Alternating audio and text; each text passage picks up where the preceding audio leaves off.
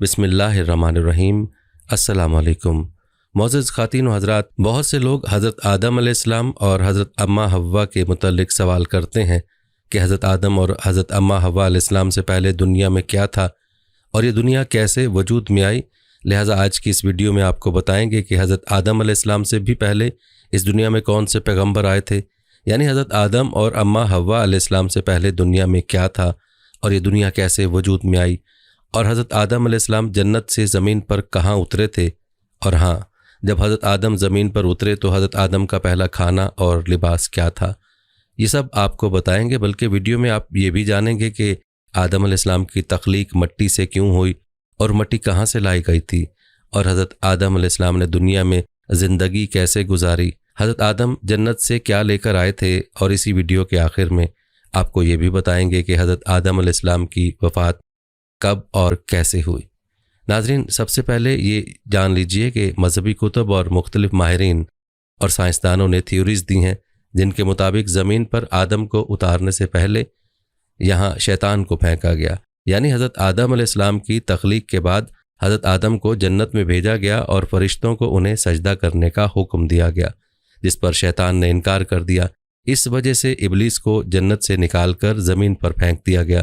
جہاں ہزاروں سال یہ روتا رہا، اور پھر اس نے اللہ سے قیامت تک مہلت لے کر اولاد آدم کو راہ راست سے بھٹکانے کی قسم اٹھائی۔ ابلیس چونکہ ایک جن تھا اور آگ سے بنا ہوا تھا، اس لیے قیاس کیا جاتا ہے کہ زمین پر حضرت آدم علیہ السلام سے پہلے جنات موجود تھے۔ جنات کے فتنہ و فساد کی وجہ سے اللہ کے حکم سے فرشتوں کی فوج بھیج کر ان کو ختم کیا گیا، اور بچے ہوئے جنوں کا بسیرا جزیرے اور سمندر ہو گئے۔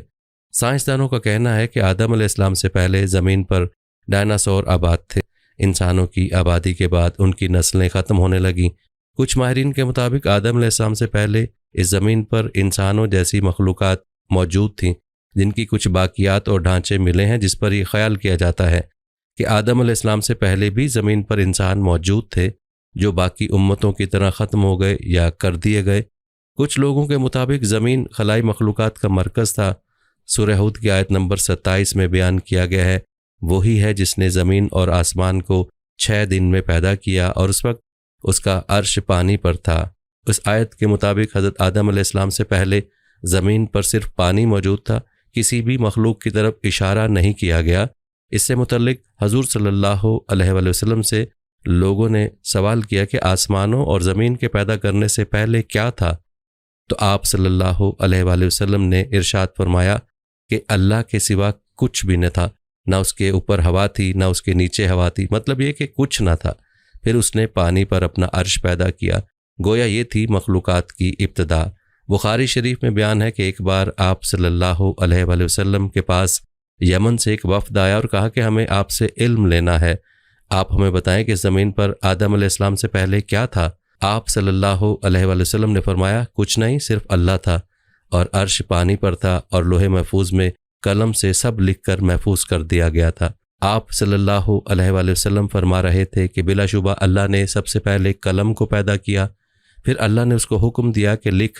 چنانچہ وہ اسی وقت چل پڑا اور قیامت کے دن تک ہونے والی ہر چیز لکھی گئی۔ یہ اللہ تعالیٰ کا علم تھا جس کو قلم نے اس کے حکم کے مطابق لوح محفوظ پر لکھا۔